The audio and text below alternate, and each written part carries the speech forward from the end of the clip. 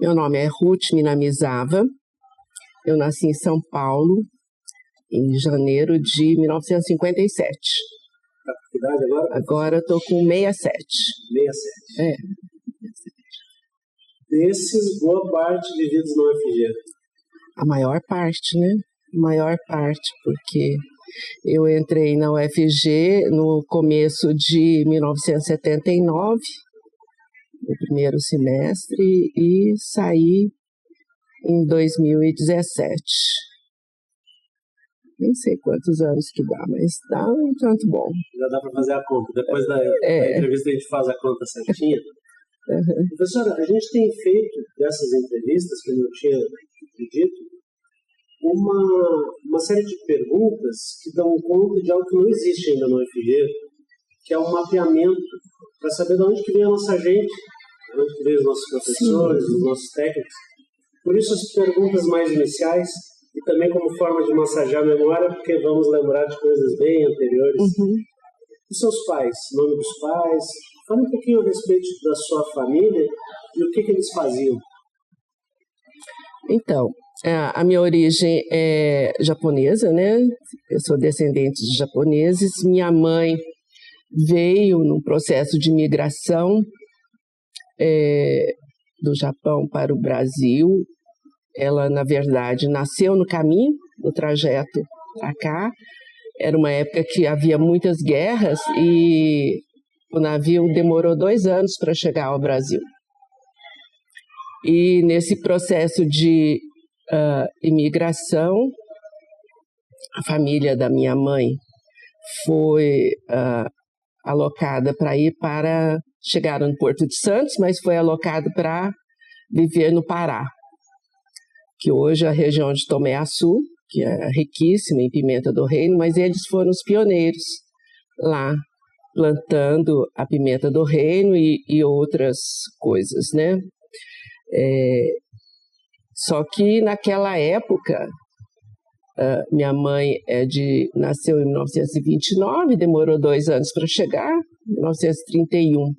Naquela época era pura selva amazônica. E então a minha avó teve 2 filhos mortos lá, um por malária, que morreu muita gente por malária lá, e o outro irmão da minha mãe morreu afogado, porque tinham aquelas valas para fazer irrigação. Mas o compromisso com o Brasil era ficar 10 anos e depois a terra seria deles. Só que, diante desse sofrimento, ninguém quis ficar lá, abandonaram as terras e vieram para São Paulo.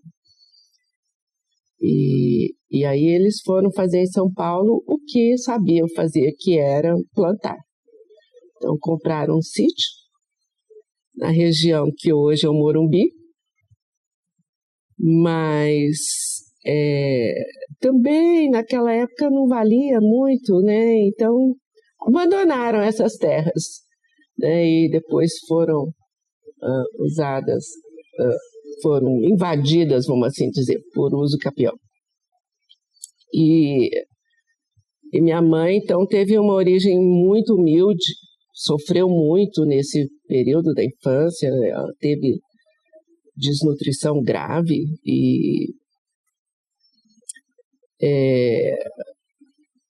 mas aprendeu muito a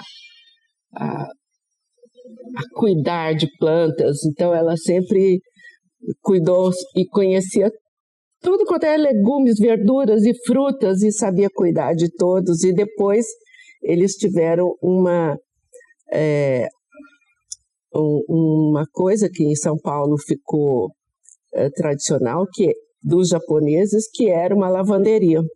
Lavava e passava. E da família do meu pai, não, a família do meu pai, o meu pai já é nascido no Brasil, mas são filho de japoneses.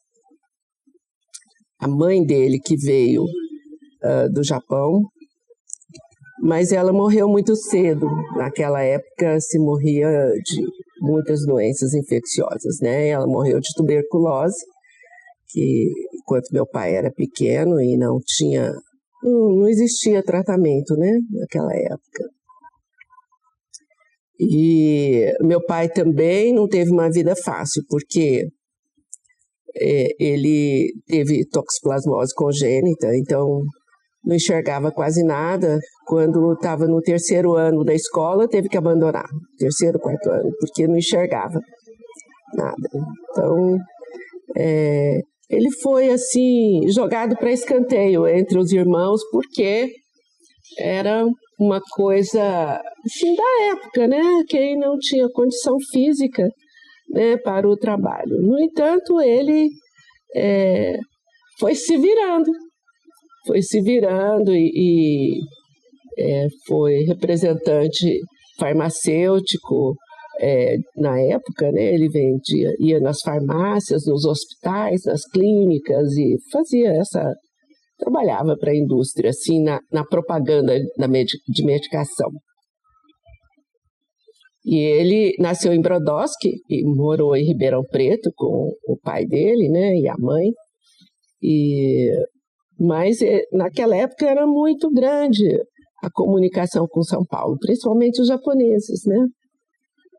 E foi lá que eles se conheceram, em São Paulo. Meu pai e minha mãe se casaram. Tem algum... O que eles contavam, assim, de quando que eles se encontraram? Tem algum caos? Não, meu pai, ele sempre gostou de aprender as coisas sozinho, porque ele não tinha como, né? Ele não tinha professor, ele não tinha ninguém, assim. Então, ele aprendeu a se virar, a aprender as coisas sozinho. E essa é uma coisa que ele me ensinou, né? Então, eu sempre fui, assim... eu nunca aceitei falar assim, não, isso é muito difícil. Não, para mim...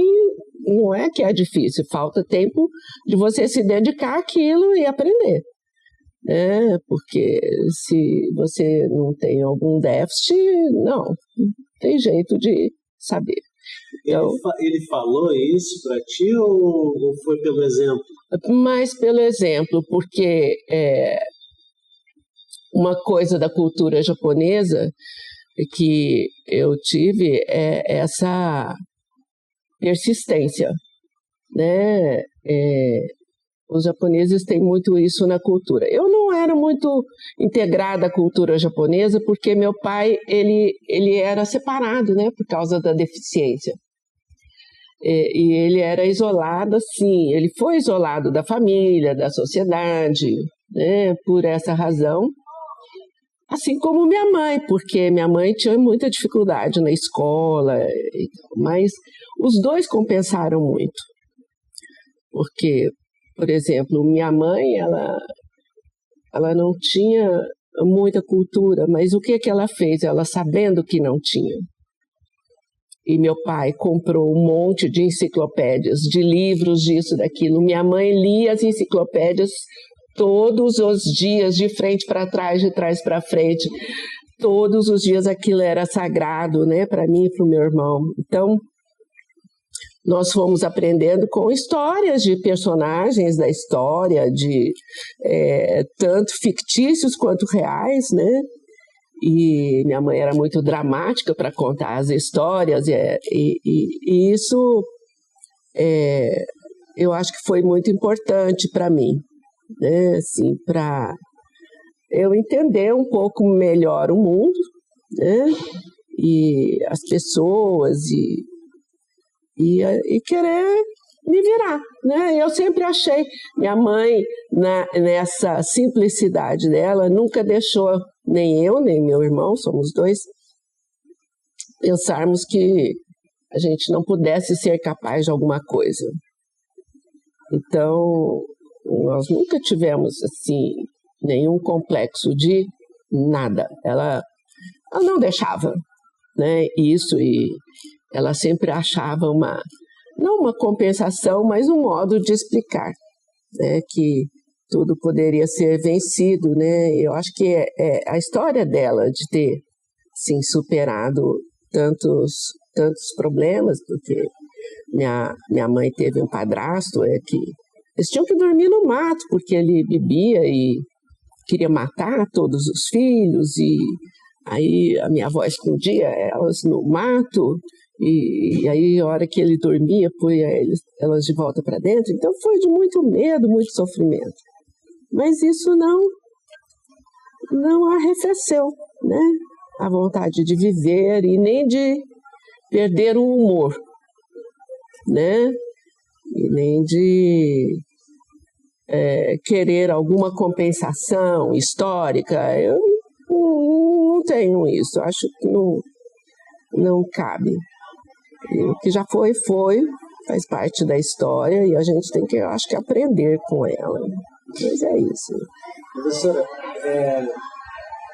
as pessoas chegam de diversas formas na universidade, né? E por um lado ou por outro, depois com concursos, mas ser professor é uma tarefa, é um trabalho, uma profissão que exige muito estudo, né? E estar permanentemente em processo de reciclagem para atender a demanda que a cada semestre ou a cada ano chega para nós, os nossos queridos alunos e estudantes. Sim.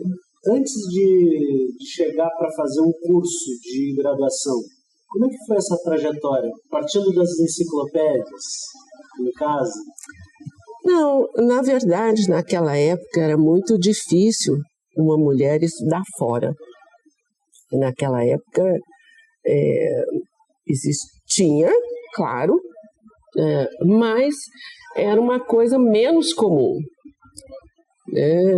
Tanto que eu tenho colegas da época, professoras, que a maioria delas eram internas.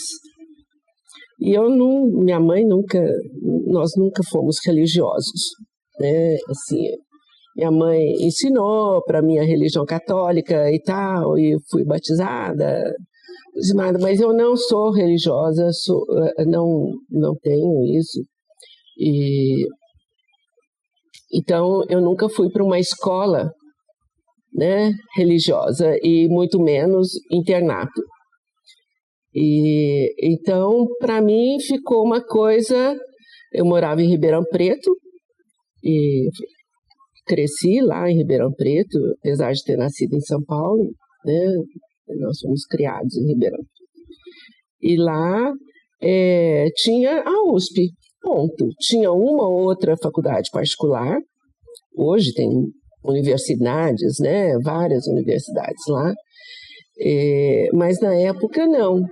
E aí, dentro do que havia, eu escolhi. Na verdade, eu escolhi na fila da matrícula do vestibular. Aí eu fiquei, porque eu queria fazer outra coisa, né? E não era possível. Assim, não era. Eu queria fazer alguma coisa na área de exatas, né? Que eu gostava muito, mas eu gostava de estudar. Depois de muito tempo, o que eu entendi, gostar de estudar uma coisa é diferente de trabalhar naquela área, né? Completamente diferente. Nem todo jovem sabe disso, e eu não sabia. E aí eu cheguei na fila, olhei, aí o povo fazendo uma coisa, fazia isso, fazia aquilo. Aí eu pensei, não, eu vou fazer enfermagem porque é um curso mais curto, eu tenho certeza que se eu prestar eu passo, porque eu tinha estudado muito para passar nas melhores universidades do país da época. Tanto que todos os meus colegas de cursinho daquela época, todos passaram nas melhores, né? Mas os meus colegas eram todos homens, não tinha menina, só eu. Então, o que acontece? Eu fiz enfermagem porque eu falei, não, eu faço, vou trabalhar nisso, ganho dinheiro, e aí com isso eu faço o que eu quiser. E assim eu fiz. Mas, no decorrer do primeiro ano da escola, da faculdade, eu achei aquilo muito estranho, porque eu não estudava biologia. Eu tinha uma coisa assim que... Eu só estudava o que eu gostava. Eu sempre fui muito... Assim, só faço o que eu quero. Então, E eu gostava de estudar, mas não biologia. E quando eu entrei na universidade, eu me vi exposta a uma situação que ou eu estudava ou eu não passava de ano. Né? Não era como hoje, que as pessoas tiram nota facilmente. Naquela época, tirar 5 para passar era suado.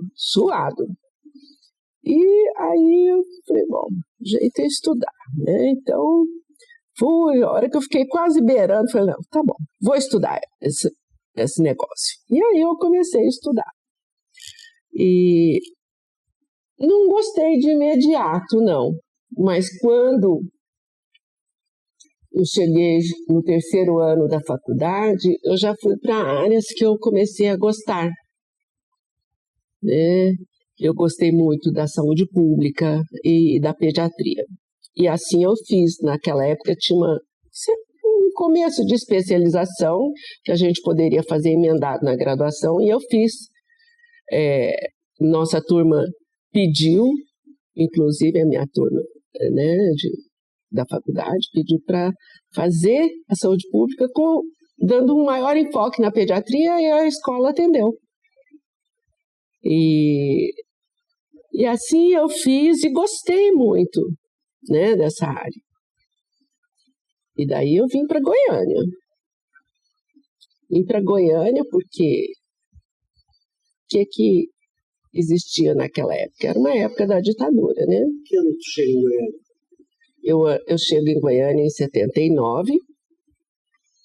Durante a vida estudantil, eu fui presidente do centro acadêmico. Na época era diretório acadêmico, era proibido ter centro acadêmico,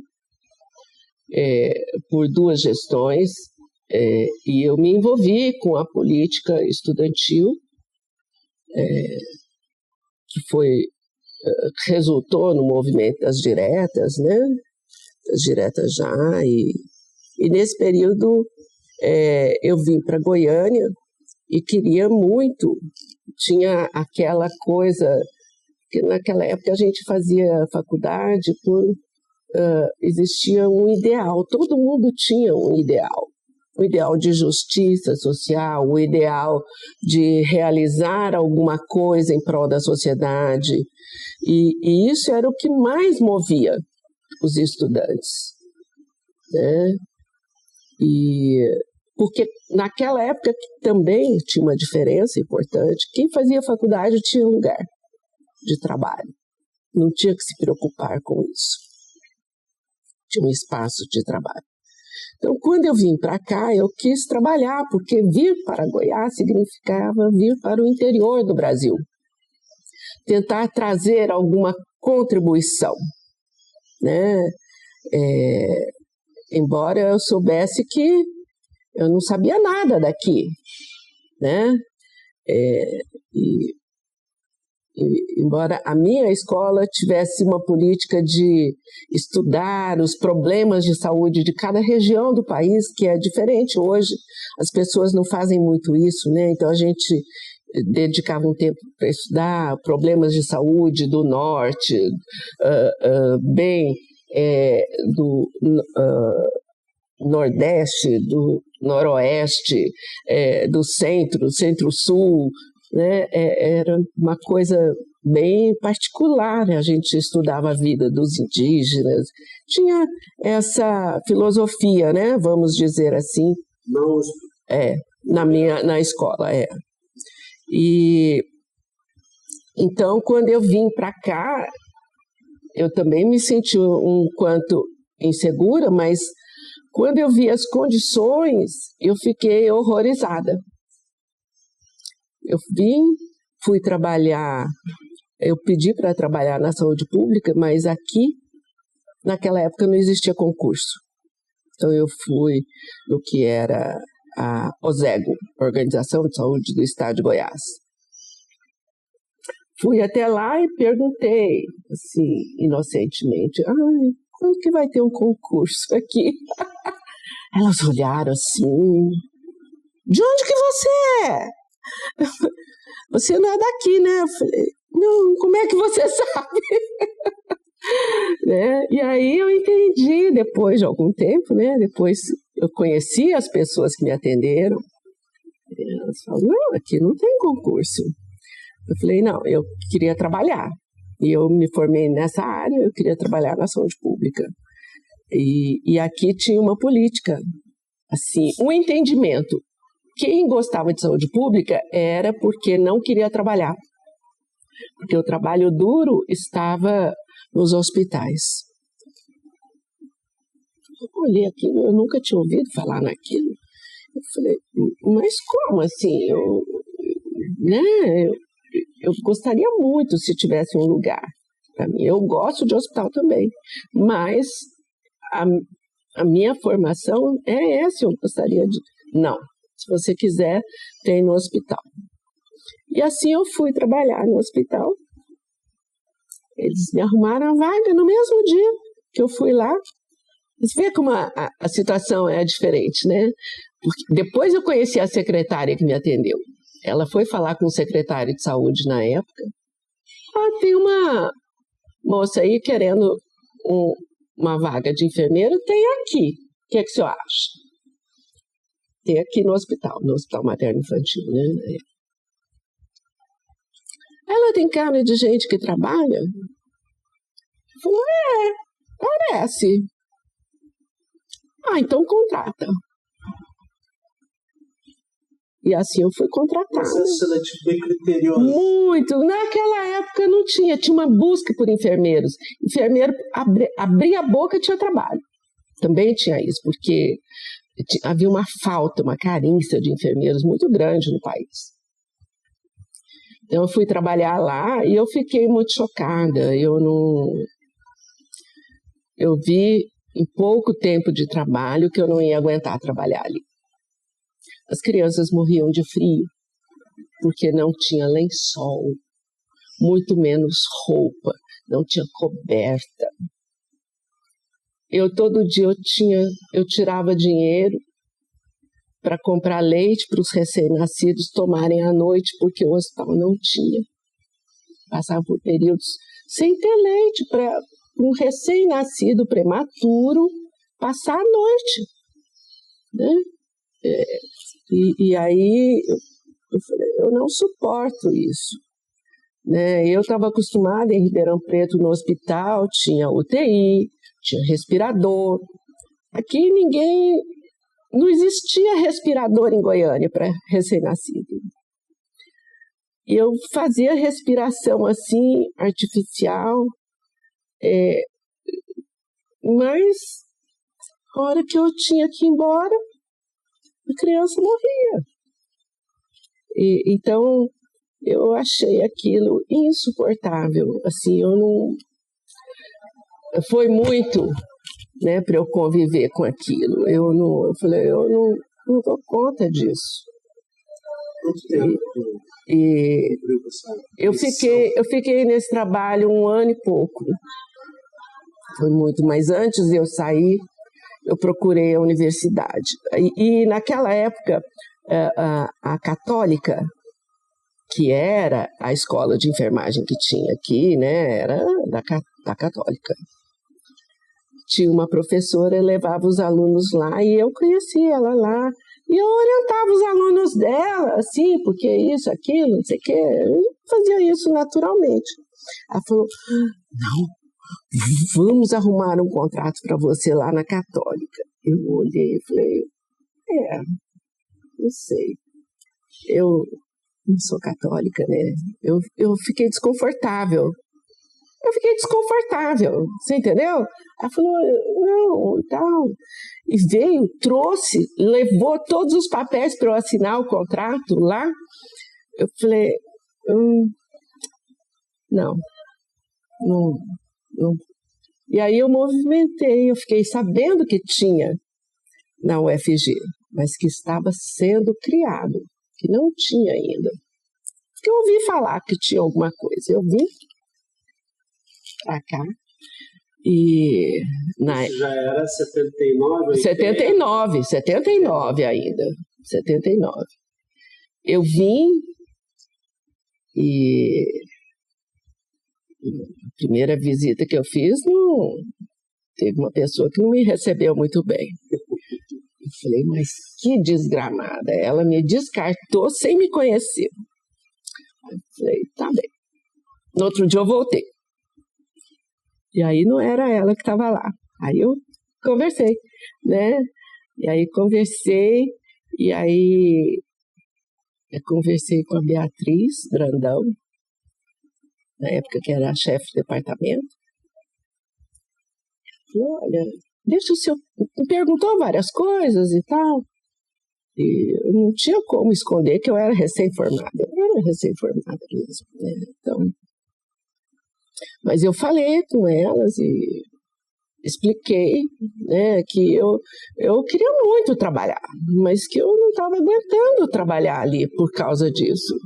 E a Beatriz foi formada também na USP, mas em São Paulo. E aí falei e tal, ela falou, deixa o seu currículo. Você traz seu currículo? Eu falei, trago. E fui embora triste, acabada, né? Eu falei, ela não vai me chamar nunca.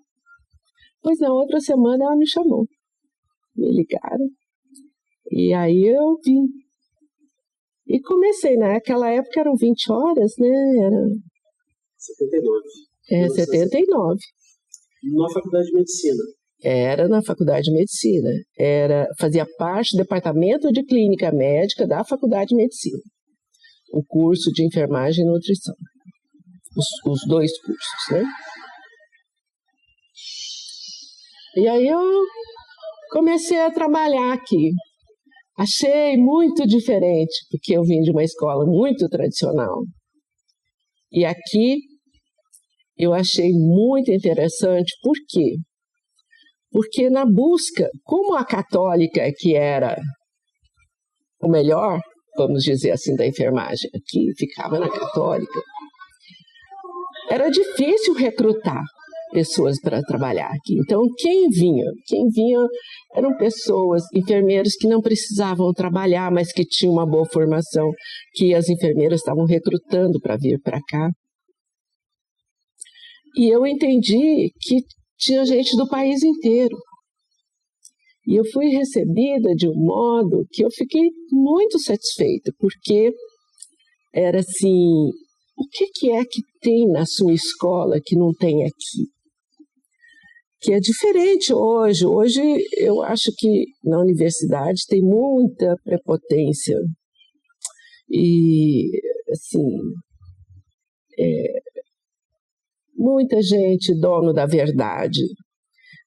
Quanto mais a gente fica mais velha, a gente entende que isso é uma das piores coisas que se tem. E eu senti exatamente o contrário. Elas todas tinham sede, elas queriam ver o material que eu tinha aprendido na faculdade.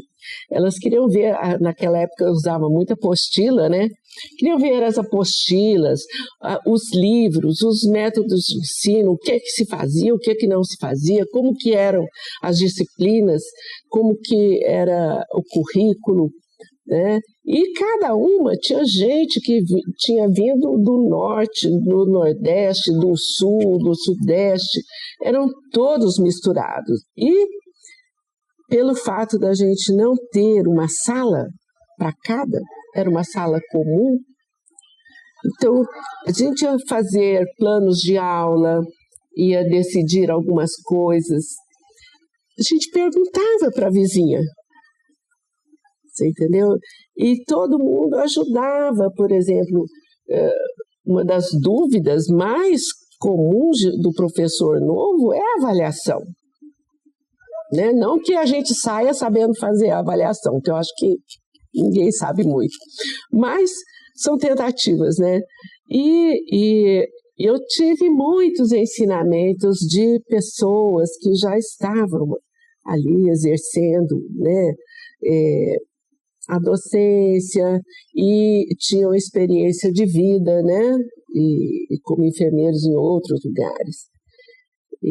Então, eu acho que esse começo foi muito interessante e todos tinham vontade de tornar a escola top.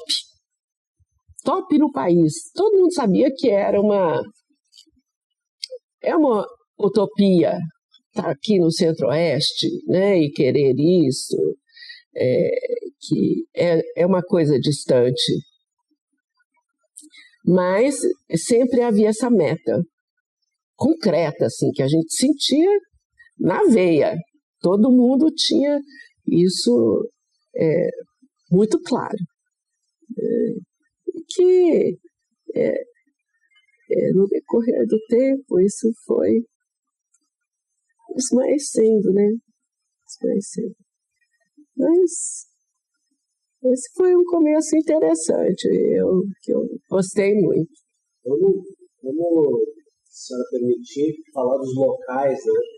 E aí depois vai vir a questão do ensino, da pesquisa, da extensão, para a gente fazer explorar essas diversas dimensões da sua carreira.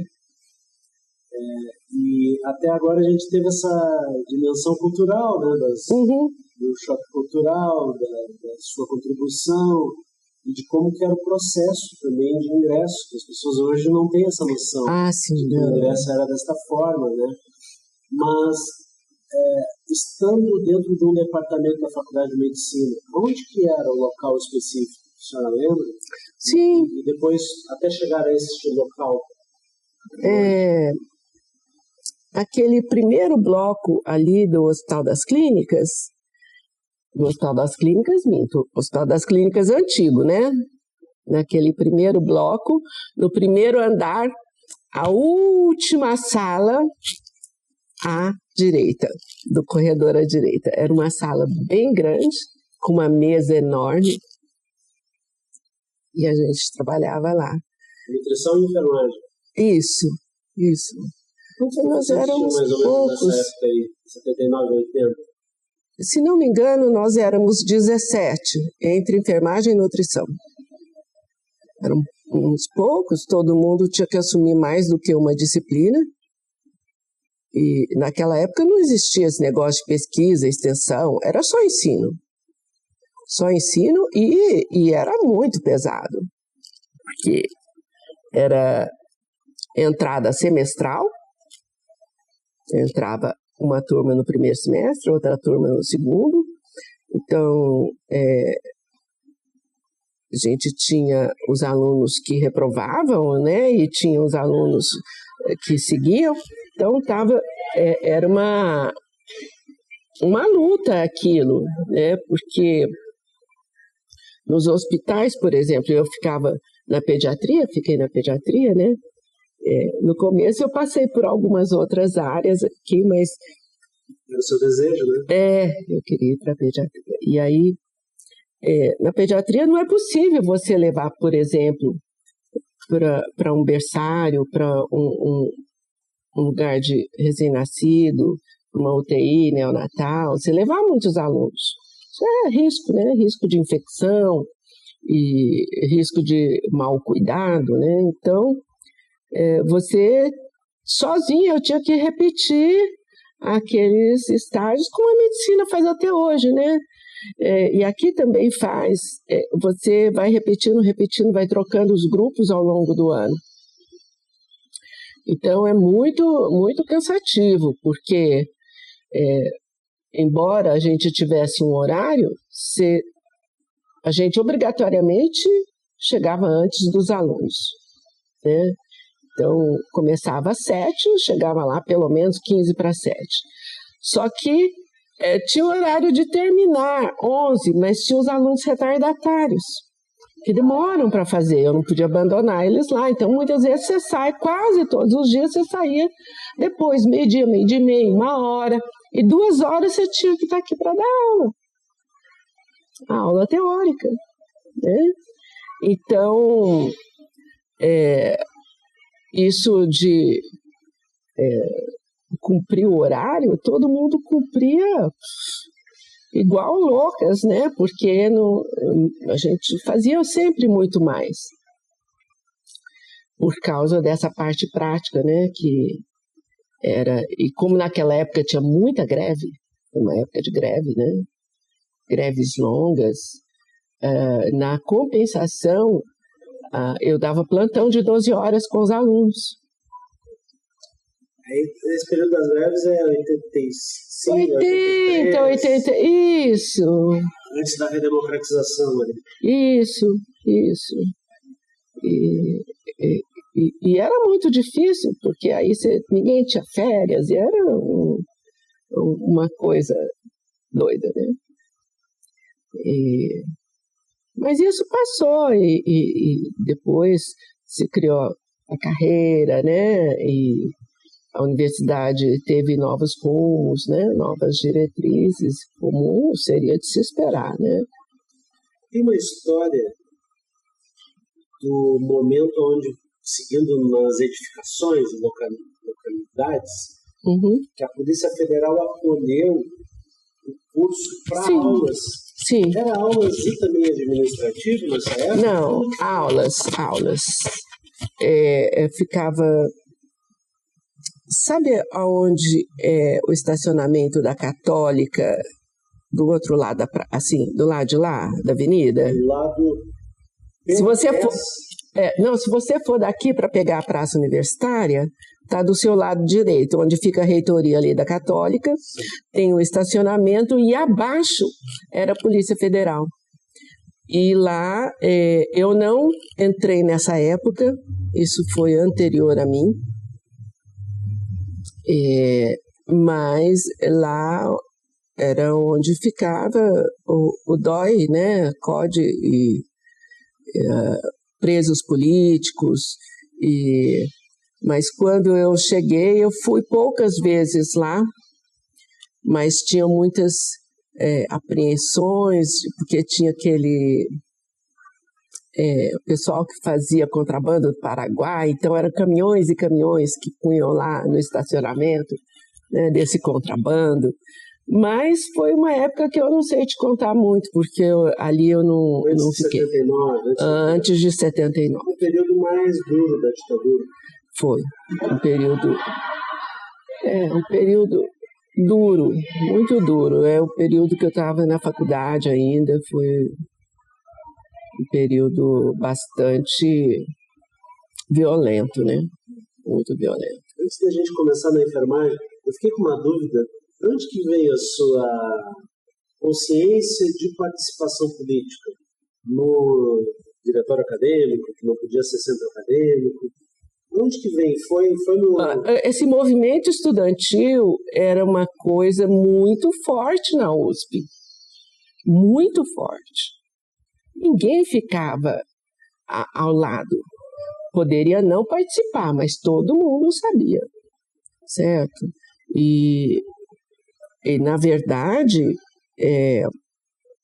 dentro da universidade, você tinha tudo. Tinha os dedos duros, tinha aqueles que faziam parte de organizações, vamos dizer assim, proibidas, certo?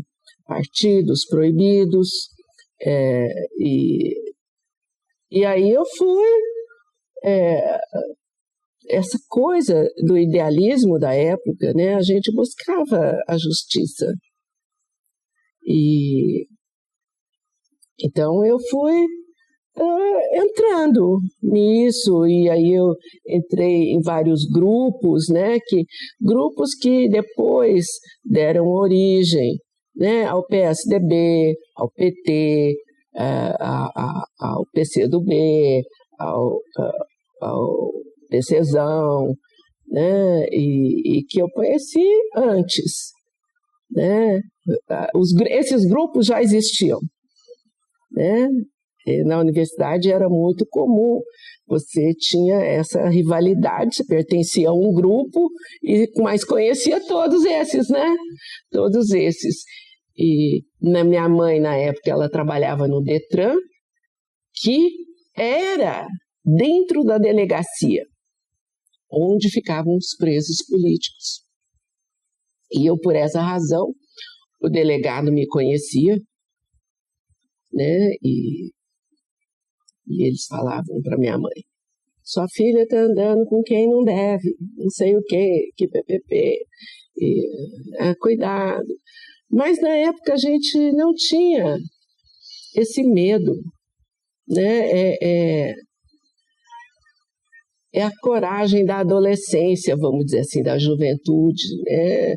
Assim, muitas vezes a gente tinha reuniões políticas, né, para estudar e saber o que tinha acontecido, e né, era na casa de um, de outro e tal, e geralmente de república, né, porque ninguém ia fazer em casa que tinha pai e mãe. E a hora que a gente saía, estava a polícia toda de metralhadora lá fora, e assim, né, pressionando, e isso, né, falando um monte de coisa. Intimidando, mas ninguém ligava. Quer dizer, todo mundo, ninguém queria ser preso, evidentemente, né? Porque a tortura ali, a gente tinha vários colegas que tinham sido torturados, presos, torturados.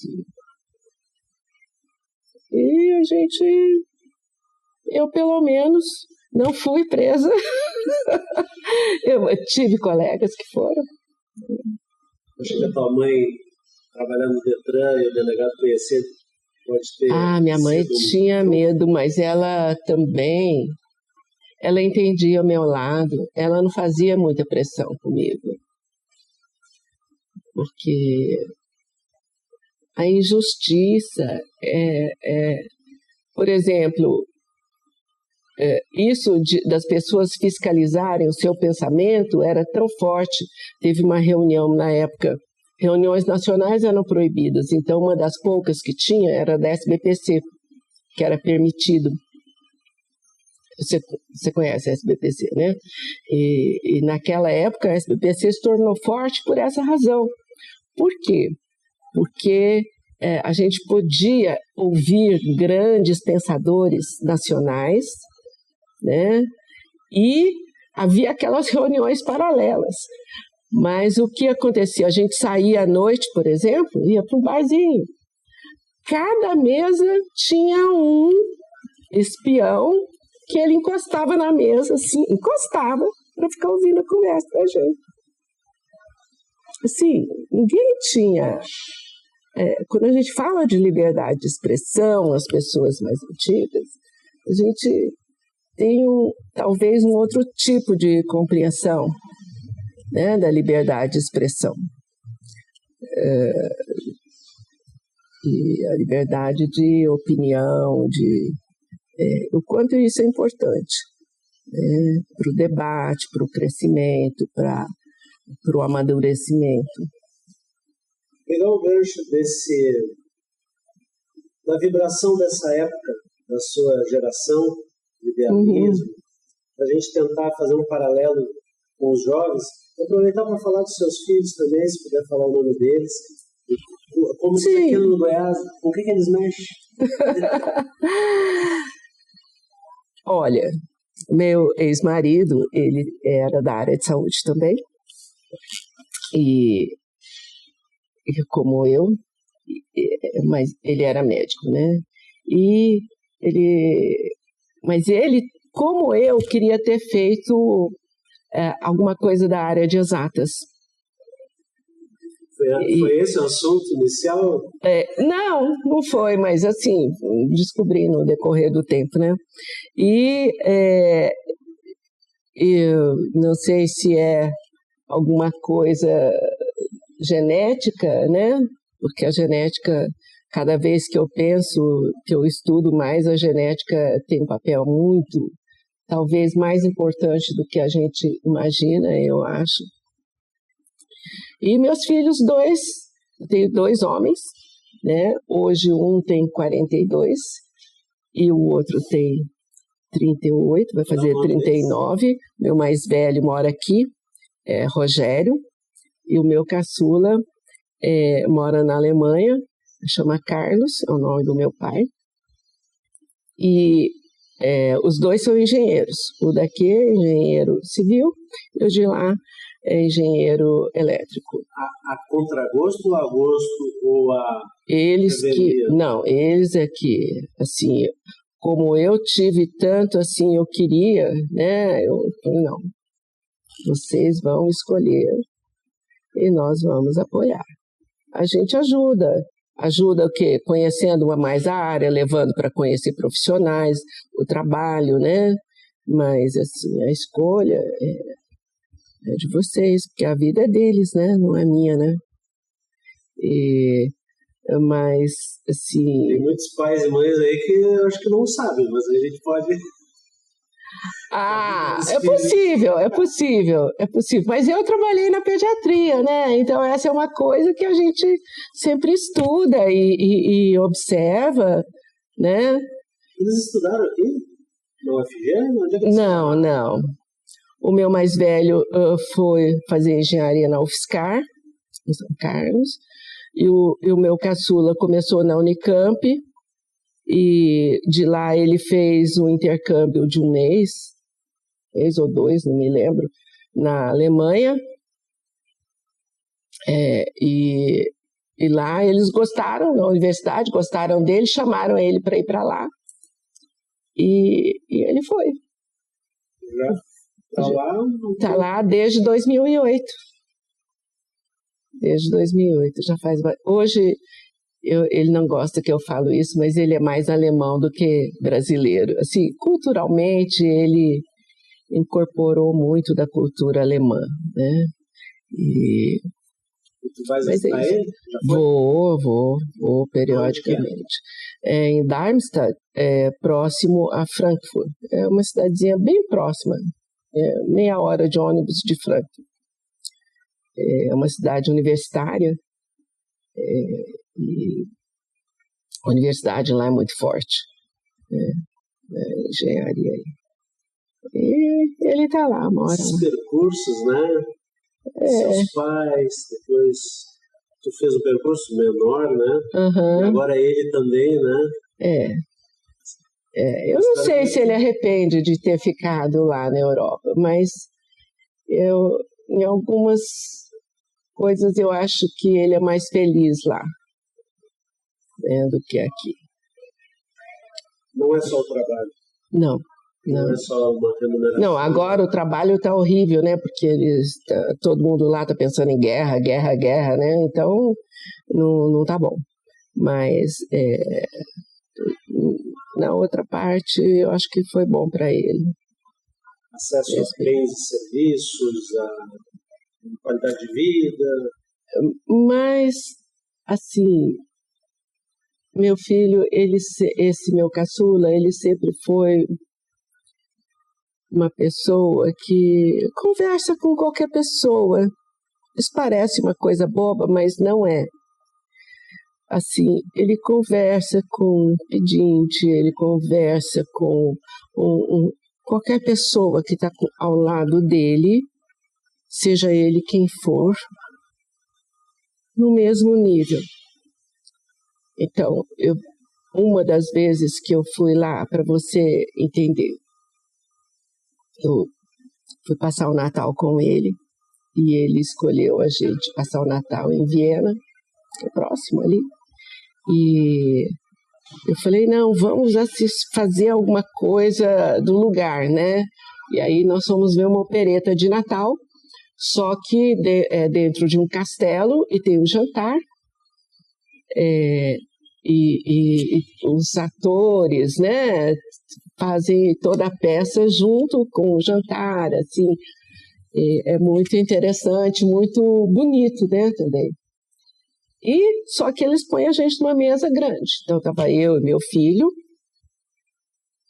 um casal de empresários franceses, de multinacional, diretores de multinacional, um casal de canadenses, que ele era dono da maior rede de rádio do Canadá,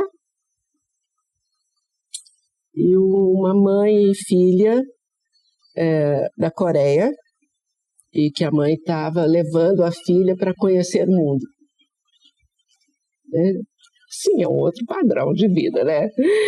Mas, meu filho, eu fiquei olhando, assim, não foi a primeira vez que eu tive essa coisa assim dele. Ele foi o único que conversou com todos, e isso e aquilo, eu estou estudando ainda, eu quero ouvir sua sugestão, isso, aquilo e tal, e o que você acha disso? Então, conversando de igual, e todos gostaram dele, nesse sentido, né? E acharam, assim, esse modo de ser dele, né?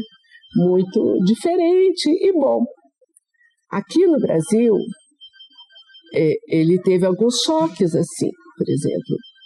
Vou te contar uma vez que eu fui no médico, um cardiologista. O cardiologista sempre acho muito importante, a maioria, né? E eu fui com ele, meu filho foi me levar e chegamos lá. Meu filho sempre gostou muito de computador, e aí ele viu aquele computador do médico e começou a fazer perguntas, e isso, e aquilo, e não sei o quê, porque...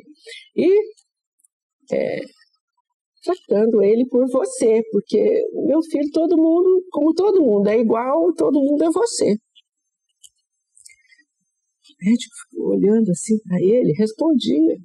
E aí chegou uma hora e ele falou assim, mas seu filho, hein? Eu falei, eu não achei, meu filho não foi desrespeitoso, foi elegante, foi gentil, você entendeu? Mas assim, as pessoas sentiram sentem, né?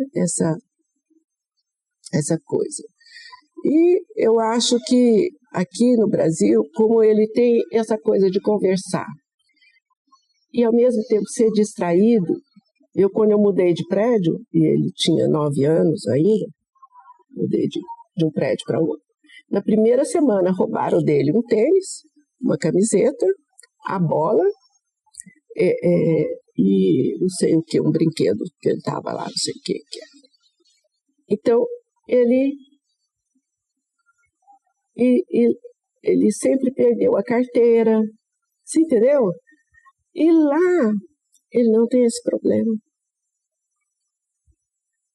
Lá ele não tem. Você compreende, assim, que todo mundo conversa, normal, e aqui ele, né, eu tenho um zelador no meu prédio, eu falo, todo mundo chama ele, senhor Geraldo. Ô Geraldo! Ô Geraldão! Mas, assim, gentil sempre foi, sabe? Então, é um perfil que não encaixava muito aqui. Então, e ao mesmo tempo, lá, ele encontrou um espaço, né? Bom, e ele continua perdendo carteira, celular, dinheiro. A primeira semana que ele esteve lá na Alemanha, meia semana que ele estava lá, ele perdeu a carteira com todo o dinheiro, o cartão da universidade, que é onde que entra em todas as salas, precisa daquele cartão, e o passaporte. Não tinha nenhuma moeda, ele levou tudo. Eu falei, meu filho, mas você saiu para a rua, levou tudo. Ele ligou para mim, naquela época não existia celular. O que eu faço, mãe? Eu falei, olha, agora é de noite aí, né? Não dá para fazer nada. E você tem que perguntar para alguém daí. E era fim de semana, eu falei, olha, amanhã você vai ter que pedir um dinheiro emprestado para comer, porque eu não tenho o que fazer, né? Mas chegou na segunda-feira cedo, ele tranquilo, chegou na universidade 10 horas. Chegou lá, quem achou já tinha levado tudo para a universidade, porque viu o cartão da universidade. Você entendeu? Levou todos os centavos, tudo para ele. Ah, mãe, tá tudo aqui. Eu falei, então, tá ótimo. Professora Ruth. Sim. Senhora. É que eu vim no Rio Grande do Sul, eu passei do tu pro senhor. Assim. Eu tenho que parar no você. Aquele idealismo da sua geração, em comparação com seus alunos, com seus filhos também, né? Talvez seja mais justa. Sim. E mais próxima, maior capacidade da senhora fazer essa avaliação dos seus filhos. O que é a vibe? O que é a vibração dessa geração dos que têm 38, 40? Eu tenho 44? Sim, eu penso que mudou muito. Assim, não tem mais nada daquele. Tinha alguma coisa de fazer um curso, né, dos sonhos. Eu acho que ainda teve isso na geração dele, mas com uma visão muito mais pragmática, né? E também eu acho que essa juventude aprendeu o valor do lazer, o valor vamos dizer assim, dos prazeres da vida, certo? Que a minha geração não teve muito, né? Meu pai me ensinou muito isso. Meu pai, desde muito cedo, a gente não tinha dinheiro para nada, mas a gente viajava 3x4, né? E conhecer coisas, às vezes, a gente saía de Ribeirão, ia para uma cidade para ver uma praça que era um jardim diferente na outra cidade, você entendeu? Ia na outra cidade para comprar groselha, porque a groselha daquela cidade era boa. Então, esses pequenos prazeres da vida diária, né? Eu acho que essa geração aprendeu um pouco mais e aprendeu a valorizar isto. Agora, pesar uma coisa e a outra não é simples para ninguém, né? Então, muitos ficam na busca do dinheiro, mas esquecem de viver. Outros, ao contrário, querem viver desbragadamente ninguém sabe o que é certo. O que é certo é o que você pensa que é correto para você, né? E que não afeta a sociedade assim, não prejudica o outro. Eu acho que isso é importante. Então, hoje eu observo que também tem os mais jovens ainda estão buscando o que dá dinheiro. Só isso não basta. Isso eu acho terrível, terrível, porque o que vai ser daquela pessoa fazer uma coisa que não gosta, né? Nossa, todo mundo falava assim, porque eu tive direito a aposentar muito antes de eu aposentar. Mas você não vai aposentar? Eu falei, gente, eu adoro o que eu faço. Né? Eu gosto muito do que eu faço e eu tenho o maior prazer, a maior alegria. Eu já me peguei passando 6 meses sem tirar sábado, sem tirar domingo, sem feriado, de noite, nada. Eu trabalhava direto porque a situação me levava àquilo, mas aquilo era prazeroso, você entendeu? Então,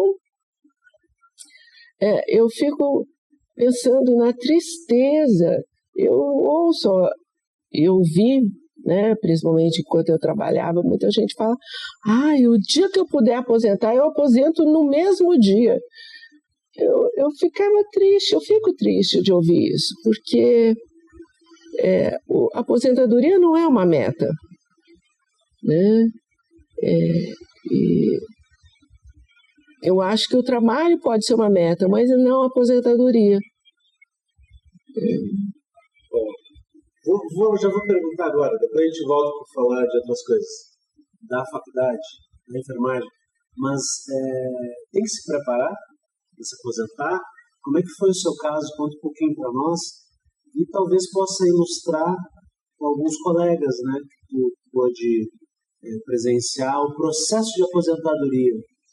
Isso tem sido muito comentado nas entrevistas, inclusive. Eu acho que aposentar é uma experiência como a maternidade. É única. impossível alguém passar para outra pessoa. Impossível você se preparar adequadamente. Não acho isso muito possível. Você pode observar e ver aonde o outro tropeçou e tentar não tropeçar. Mas ainda corre o risco de tropeçar.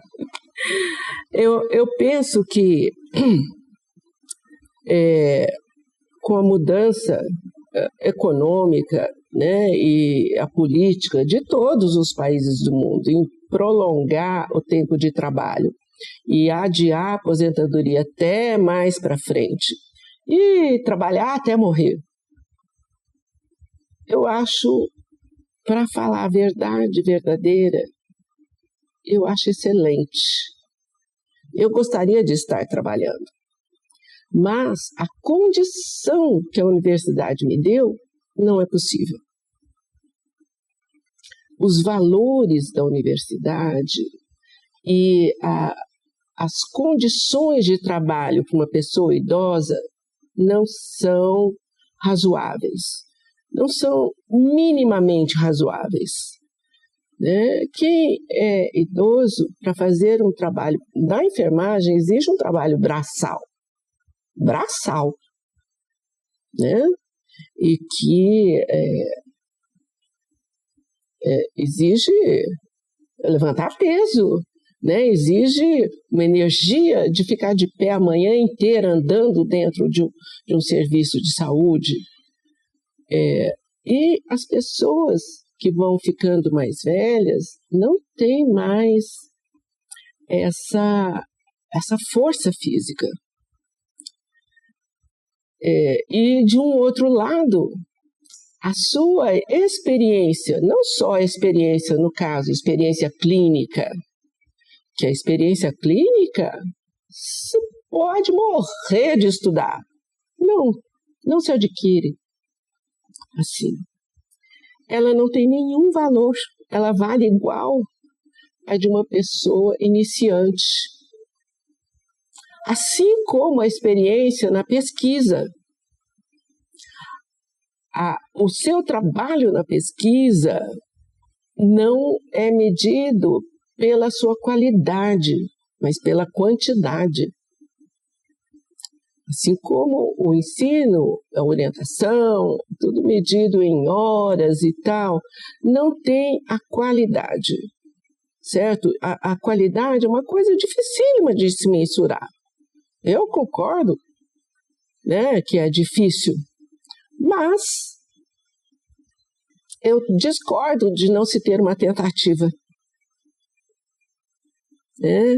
E quase todas as pessoas que sempre gostavam do seu trabalho, gostavam muito, eu já conversei com várias, gostariam de ficar, mas se sentiram que não era possível, não era mais seu lugar, não cabia mais. Então, embora, por exemplo, eu tive muita experiência, muito tempo de experiência. Tive experiências, por exemplo, de pesquisa com indústria farmacêutica, pesquisa financiada por organismos internacionais e que pouca gente teve, né? Mas eu não pude repassar para ninguém, porque todos falam assim, eu não dou conta de dar esse passo. Eu falei, eu te ajudo. Eu queria passar para alguém. Eu te ajudo. Eu fico trabalhando com você até desmamar, vamos dizer assim. Não, é um passo muito grande. Então, acho que quem perde a universidade em termos de qualidade, o meu cardiologista, agora ele aposentou de vez, né? Nem mais atende consultório, mas uma pessoa que com uma experiência clínica, um conhecimento vastíssimo, não tem valor hoje, você entendeu? Não tem. E E eu vejo que essa busca pela igualdade é uma igualdade que a gente precisa discutir qual é esse tipo de igualdade, certo? Ninguém é igual a ninguém. Ninguém. Então, você tem qualidades que eu não tenho, e eu tenho que respeitar as suas. O jovem tem qualidades que eu tenho que respeitar, mas ele também tem que respeitar a minha. E conciliar isso não é simples e exige muita maturidade de ambas as partes. E quando a gente percebe que não é possível, quem tem que abrir mão são os mais velhos, né? Nós somos forçados a abrir mão. Quanto tempo tu te aposentou?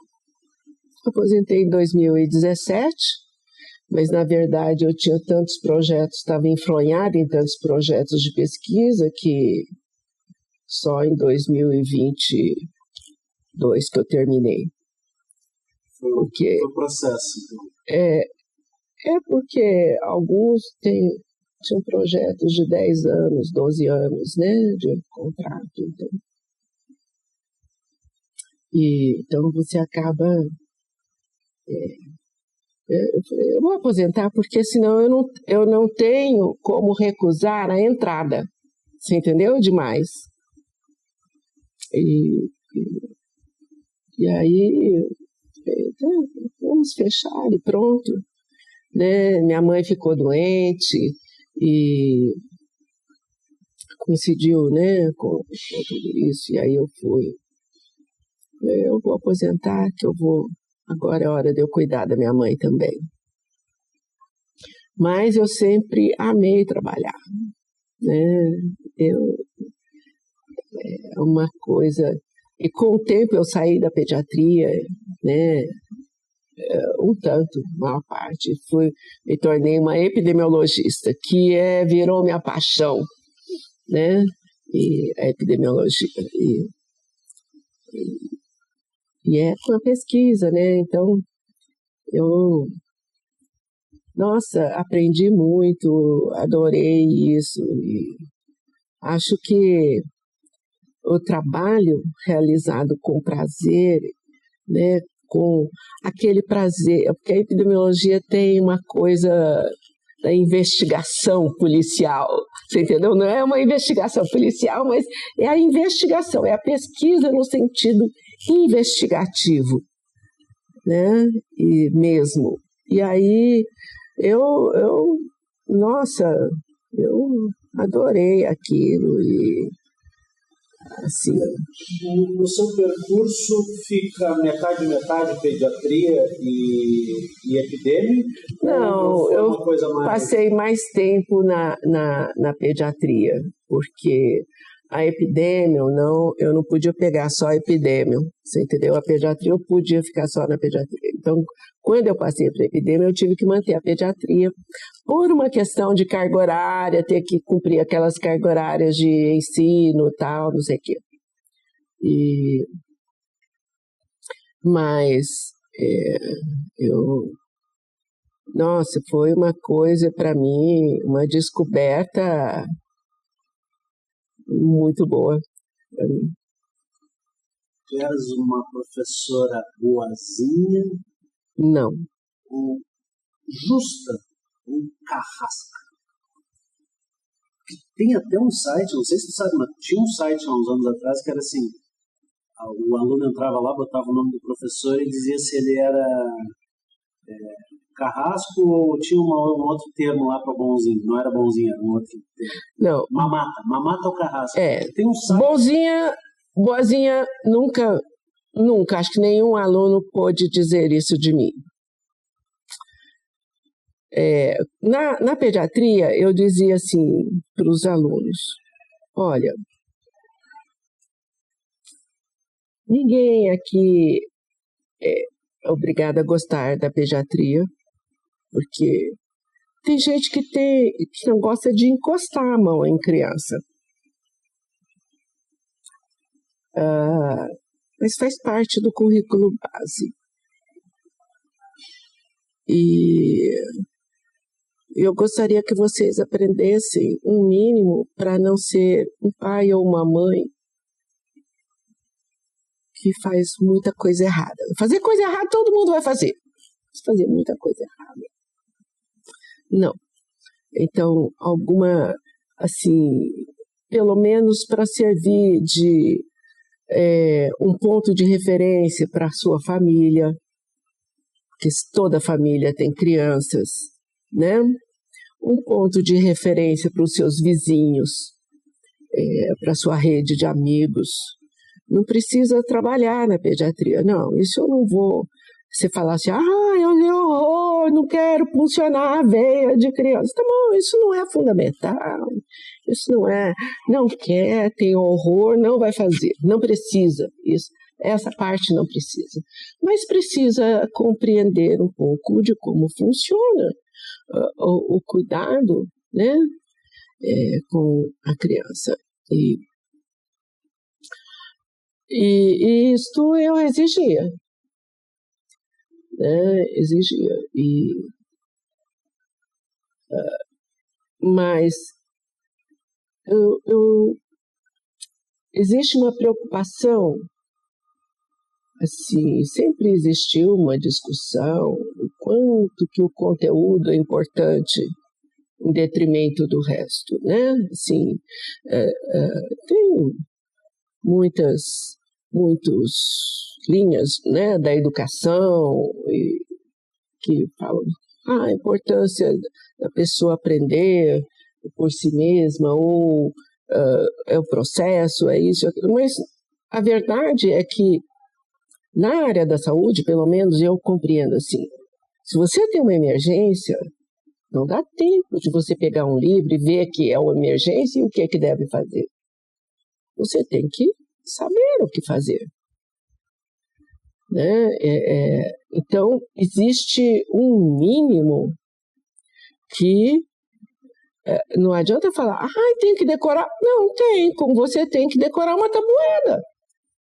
Né? Porque você vai ficar fazendo 2 mais 2 mais 2 mais 2, a vida inteira você vai fazer isso?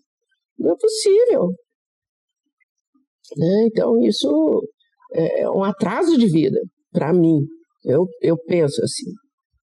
E não adianta qualquer projeto político-pedagógico se você não tenta compreender como é que funciona a cabeça de cada professor. Nem todos os professores têm clareza disso. Eu acho que nem todos. Mas não que eu tenha clareza de tudo. Mas eu acho que eu tive muitos anos, muitos anos de experiência. Acho que você ajudar o aluno a se desenvolver como ser humano, e dentro desse desenvolvimento existe a responsabilidade e a ética, que ele tem uma responsabilidade com o outro, com o paciente, com a sociedade, para fazer o seu trabalho da melhor maneira possível. Eu falava para os meus alunos, assim, tinha uma criança na frente, eu falava, pensa assim, quem que é muito importante para você? Tal pessoa. Então, pensa que é essa pessoa com o filho dele que está aqui. Quem que é a pessoa mais importante no mundo? Pensa que é ele com o filho dele que está aqui e você vai atender. Não importa quem seja. Você tem que atender assim, pensando no melhor padrão de qualidade possível. Não é possível oferecer tudo? Não. A realidade você tem que considerar. Mas você tem que tentar fazer o melhor possível. Eu acho que nisso consiste um ensino de qualidade. Você ensinar a oferecer o melhor. Porque se a gente não oferece o melhor, o aluno também não vai oferecer o melhor. Assim é difícil. Ele não vai nem tentar. E, enfim, eu não acredito em professor bonzinho. Esse negócio de professor bonzinho veio muito com a avaliação do aluno, né? Que o aluno avalia o professor e ele vai ganhar a progressão ou não. Eu te digo, eu não quero nem saber que nota que ele me dá. Não quer dar nota, não dê. Você entendeu? Assim, não é que eu não ligo para a opinião dele, eu ligo. Mas ser boazinha para isso, com essa finalidade, não. Aí eu acho que é antiético, na minha opinião. Então, eu compreendo que a gente deve respeitar, né, os limites dos alunos, as condições, o tempo, né, principalmente o tempo para aprendizado, porque cada pessoa tem um timing, né? Mas exigir ter um padrão de qualidade é fundamental para você ter uma formação de qualidade e uma universidade de qualidade. Sem isso, você não tem, na minha opinião. Na minha. Os aspectos do ensino, eles são estruturantes, estão sempre no primeiro lugar. E o seu relato dava conta de dizer que no início era aula, era o professor aulista, era o que tinha, e o desenvolvimento não só da UFG, mas das universidades, abriu espaço para pesquisa, para extensão, para outras ramificações, a coisa foi se sofisticando. Em termos de extensão, como é que é a tua avaliação desse processo e como que ele está, de certa forma, tramado com o ensino e com a pesquisa? Olha, na verdade, eu fui entender isso muito mais no final da carreira. Eu sempre fui contra o assistencialismo. O assistencialismo por assistencialismo, certo? E acho que fica como sendo uma coisa de caridade. Eu acho que não se trata de caridade, principalmente na área da saúde, né? E nos primeiros anos, nas primeiras décadas, inclusive, que eu trabalhei, a extensão tinha essa conotação. E eu não gostava disso, porque era puramente assistencialista. E naquela época eu simplesmente não fazia. Ajudava uma pessoa ou outra a pedir minha contribuição, ajudava. Olha, Ruth, está precisando de ajudar, tal creche, está pedindo muito, está passando por uma dificuldade. Bom, eu ajudo, não nego, mas acho que a gente não tem o papel de substituir o sistema de saúde. Nós temos uma ligação, mas não somos substitutos. E com a pesquisa eu entendi muito melhor isso. Por quê? Porque com a pesquisa a gente começa a fazer pesquisa que tem perguntas cuja resposta interessa à sociedade. Interessa não só o gestor da política, mas interessa a sociedade. E no decorrer da pesquisa, você dá esse suporte a todos os pacientes, todos os sujeitos integrantes na pesquisa, né? E orienta, encaminha, cuida, né? Faz segmento, dá o melhor cuidado, o cuidado sempre que possível próximo ao padrão ouro, já que você está fazendo uma pesquisa. Então, eu acho que aí eu consegui fazer a extensão aliada à pesquisa você entendeu? Com muito mais satisfação, porque os pacientes, os participantes dos estudos estavam entendendo que se tratava de uma pesquisa e que eles podiam trazer um benefício. E qual era o benefício da universidade?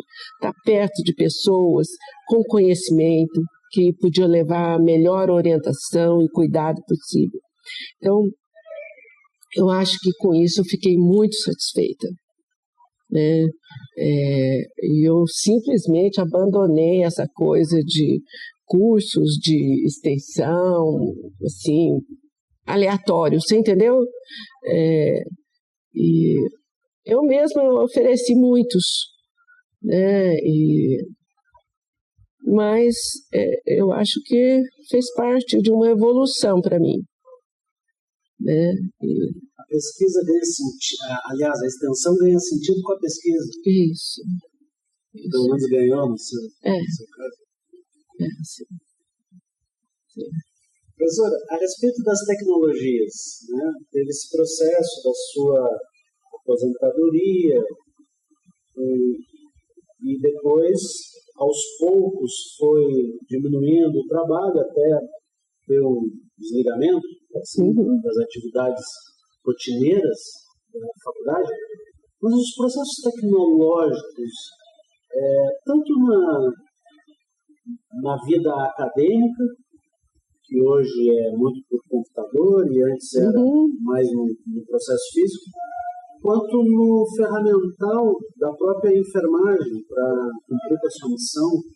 Como é que, se pudesse fazer um comentário sobre isso, que é algo muito presente hoje, né? Eu sempre adorei. Sempre foi um entusiasta? Nossa!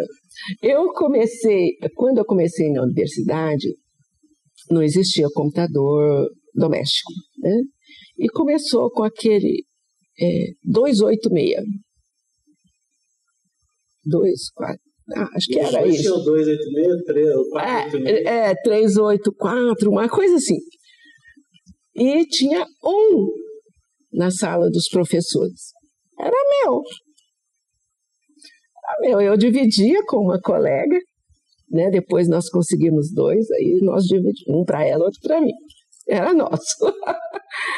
Então, isso assim, de mexer com o computador, com os softs, com a internet, eu dava aula disso, né?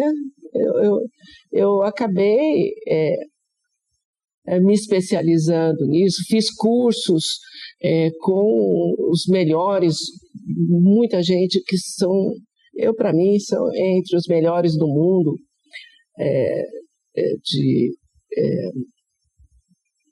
tanto na área assim, de soft, quanto na área de vamos dizer, porque uma das coisas difíceis na área de saúde, eu acho que em quase todas as áreas hoje, é a atualização. E você se manter atualizado com a melhor informação possível. E na área de saúde tem 5 revistas top no mundo, que são consideradas as top 5. Pronto, fim. Eu fiz curso com um dos editores dessas revistas. O povo estava com vergonha. Falei, vergonha de aprender? Eu não tenho. Senta aqui do meu lado. Todo mundo com vergonha de perguntar para ele. Eu falei, não, você pode sentar aqui? Eu vou fazer, eu quero saber disso, assim. E ele foi me ensinando, eu comecei a dar aula disso, eu dava aula aqui, no IPTESP, dessa parte, e fui me aprimorando no decorrer do tempo. Não consegui formar ninguém. Essa é uma das tristezas que eu tenho, mas tudo bem, eu acho que isso faz parte, né? Então, essa parte, eu acho que eu era referência, né? Tinha um argumento aí étnico, porque no Japão, sim, agora talvez a China tenha sim. O Japão há 30 anos atrás. Não sei. Não sei, meu irmão, por exemplo, não é assim. Mas aqui, pessoal, deixa ela que ela... Ela é de origem japonesa desde que ela sabe. Não, acho que ninguém falava isso para mim, mas eu sempre gostei muito e nunca tive esse tipo de problema, né? Assim, Interessado. Sempre gostei. Então, não sei tudo, obviamente, né? Quem sabe tudo? Ninguém. Mas, por exemplo, e meu filho, né, esse engenheiro elétrico, ele está nessa. Ele hoje trabalha com inteligência artificial. O Carlos, né? Então, eu converso muito com ele, isso, aquilo, não sei o quê. Tanto que quando surgiu o ChatGPT, eu falei, gente, vocês estão usando o chat? O quê? Ninguém, né? Porque foi no mês que surgiu, você entendeu? Então, eu sempre gostei de estar vendo isso e tendo uma discussão. Eu acho que existe uma discussão ética muito importante em relação à inteligência artificial e que eu não sei como a universidade está fazendo essa discussão e que tem tudo a ver com o aprendizado dos alunos, né? E da área da saúde, com compra de genes, de DNA do mundo inteiro, né? Que está sendo feita, são bilhões que estão sendo gastos nisso. É uma coisa importante que eu acho que o setor saúde está um pouco atrasado na discussão disso, sabe? Aqui. Mas eu sou fascinada, né, com essas as novas descobertas na área, né, da saúde. Eu gosto muito e leio até hoje.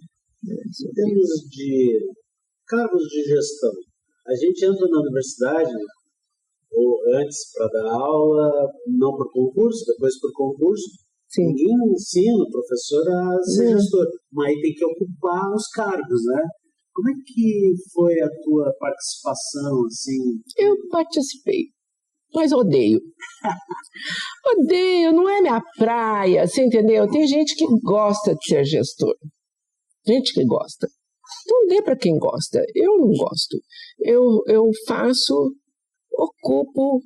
ocupei um lugar mais discreto, porque eu prefiro ser, assim, não aparecer muito. Eu não sou do palco.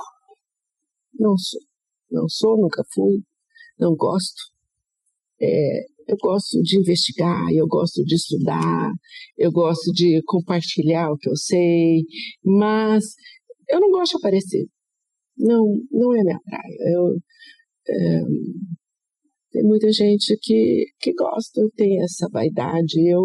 Eu ao contrário, eu fujo disso.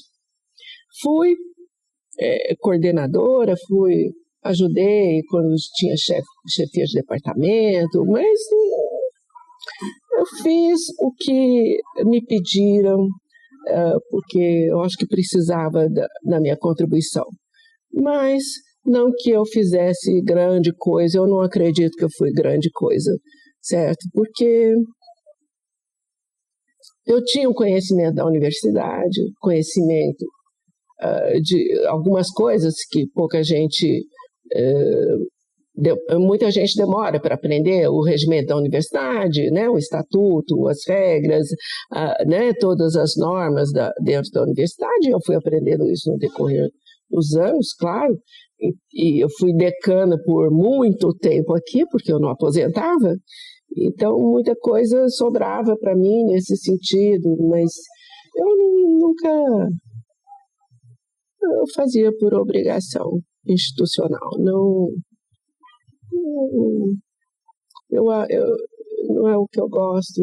Eu acho que eu poderia contribuir mais com outras coisas. Professora, vou lhe propor aquele diálogo.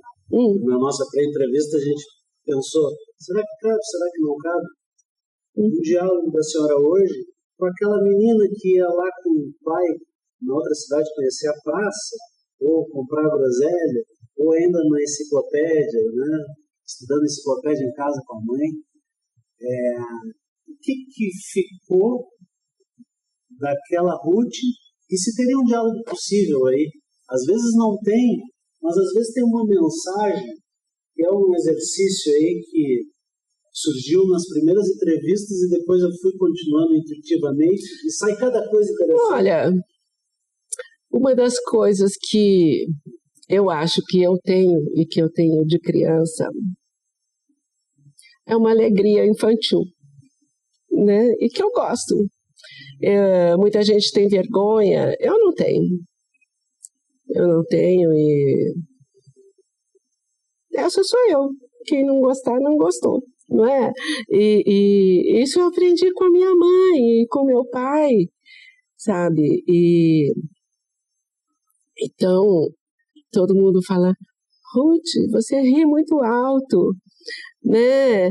E o povo fala, nossa, Ruth, depois que se aposentou, não tem mais aquela risada aqui no corredor. Porque eu nunca segurei isso, né? Eu acho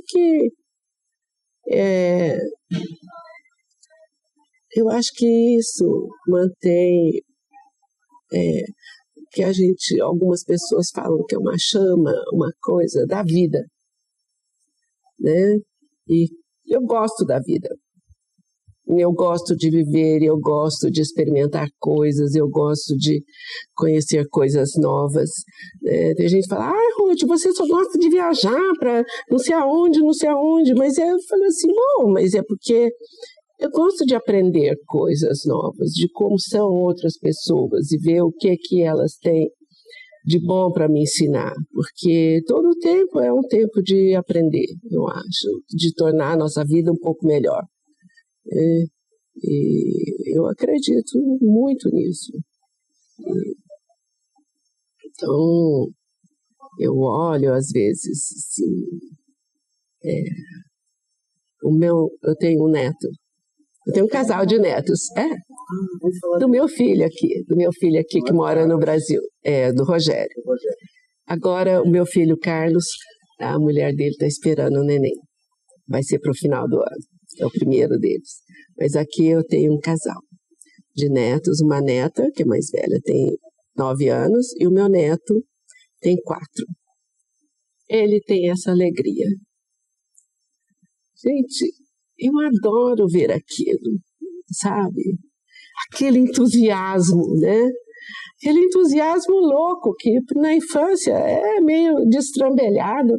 Eu sempre fui muito desengonçada, assim, desastrada por causa disso, mas pouco importa isso, sabe? O que importa, eu acho que é que a vida pode ser boa e a vida, na verdade, sempre traz muitos reveses, né? Vem com muitas coisas que podem nos incomodar e nos entristecer, mas a vida tem muita coisa boa e se a gente não souber nem enxergar e nem aproveitar, a gente não tem uma vida nem razoável, né? E eu penso nisso. Professora, agora eu vou lhe apertar. Estamos chegando no final da entrevista. O que significa a FEM, a enfermagem, a UFG?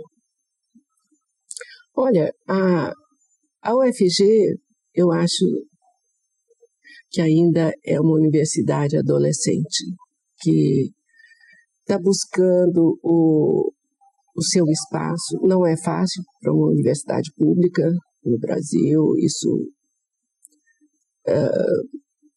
os governos tentam, fazem discurso, mas tornar a universidade pública forte não é uma coisa simples de ser feita, assim, pelo menos com os governos que a gente tem tido, né? Não é simples. O país tem muitas prioridades, mas no meu entendimento essa seria uma das prioridades importantes para o desenvolvimento de um país. Um país que não tem o desenvolvimento tecnológico, não tem o desenvolvimento da ciência forte, ele não tem como se colocar no mundo atual. Então, acho um erro a falta de investimento sério falta de seriedade no trabalho da universidade, muitas vezes, até de investigadores sérios. E eu acho que existe oportunidade de não se fazer seriamente. Acho que, por outro lado, a universidade aqui, eu me formei na USP, que é uma universidade que na época super tradicional, com rigor, todo mundo ri, que, como é que o pessoal de lá, de Ribeirão, fala? Esqueci o nome. A Gloriosa, a escola, você entendeu? Então, aqui não tinham tantas regras, não havia tantas regras, não havia esse rigor, e eu sou grata por isso. Por quê? Porque ela também pode dar oportunidade para quem quer crescer fora da casinha. Eu acho que isso é importante. E eu não sei se a universidade está caminhando por se tornar mais restrita nesse sentido. Porque quando se criam muitas e muitas regras, é como ter muitas e muitas leis. Pode uma contradizer a outra e ficar na interpretação. Então, eu acho que essa condição da universidade e da própria FEM de ser uma escola nova, novíssima quando eu entrei, e não tinha reconhecimento quando eu entrei, o curso não era reconhecido ainda, e então me possibilitou assim ter um desenvolvimento mais livre, escolher melhor a minha praia e decidir o meu caminho, e que eu sou muito intestada, eu só faço o que eu gosto, e quando eu não gosto, eu piso duro e não faço. E eu tenho uma personalidade um pouco difícil nesse sentido, mas por outro lado, eu compreendo o papel da universidade pública, que é de ajudar, o nosso cliente é o povo brasileiro, são as pessoas. Então todo mundo falava: Ruth, se você atende gente que não tem nada a ver com você e não cobra nada. Não, eu trabalho numa universidade que é pública, a minha obrigação é atender o público, seja ele dessa universidade ou de outra, não importa, todos pagam pela universidade pública. Então, acho que esse sempre foi meu dever aqui dentro. E, então, eu sempre atendi alunos de tudo quanto é lugar e nunca entrou no meu CICAD. Você entendeu? Nunca entrou. E por isso que eu sempre fazia 100 e tantas horas por semana, mas eu não estou nem aí quantas horas que eu fazia, porque eu gostava de fazer aquilo, eu fazia porque eu queria, não é? Então, mas eu acho que falta esse entusiasmo, não pode ser cerceado por regras, que muitas regras são cerceadoras. E eu acho que na universidade ninguém sabe fazer administração, pesquisa, ensino e extensão. Ninguém é bom nessas 4 coisas. Isso, para mim, é uma ilusão. Isso é utópico. Então, acho que se fosse dada a oportunidade para todo mundo trabalhar, ter que trabalhar, sem trabalho não, com trabalho, produtivo, de qualidade, mas poderia cumprir todo esse conjunto de obrigações da sociedade, da universidade com a sociedade, de um modo mais razoável com os professores, com os docentes e com os alunos, porque existe isso do aluno também. Não, o aluno também não é não cumpre esse leque, de habilidades? Também, ninguém. Então, compreender isso eu acho que é fundamental para a universidade se tornar forte. Porque senão você vai sempre trabalhar em alguma coisa que você não é forte. Você está gastando seu tempo, a sua energia com uma coisa que você não é produtivo, não é bom. Eu acho que isso não pode ser bom. Deu uma visão de gestora aí. Mas ninguém concorda comigo. Quando eu falava assim, por que você não se candidata? Eu falei, porque ninguém concorda comigo. Só eu que penso assim. Não, eu vou contrariar todo mundo. E não dá certo. É isso. Sim, porque a Goiânia foi feita assim. Quando eu vim a Goiânia, a população era muito pequena, a população de Goiânia. Esse boom aconteceu e vamos dizer assim, 95% das pessoas eram de fora. Não existiam pessoas assim na idade adulta que tinham nascido aqui. Eram poucas, raras. Né? E essa reunião foi muito importante. Hoje existe um em alguns locais, um certo bairrismo, né? Corporativismo. Eu acho que o corporativismo e o bairrismo dentro da universidade não cabe. O nome universidade, ele já quer dizer outra coisa. Ele quer dizer a reunião de diversos pontos de vista. E é somente confrontando esses diversos pontos de vista que você pode obter um crescimento. Né? Hoje eu fico triste com essa radicalização política, né? Porque você não consegue ter uma conversa produtiva, mas é um embate de inimigos. Se a gente entender que nós somos o povo, né? Nós não somos não povo, né? Nós somos do povo, nós queremos melhorar o povo, queremos melhorar onde a gente mora, queremos melhorar esse país e melhorar o mundo, né? Então, discutir a melhor saída tem que levar em conta todos os pontos de vista. Com seriedade, sem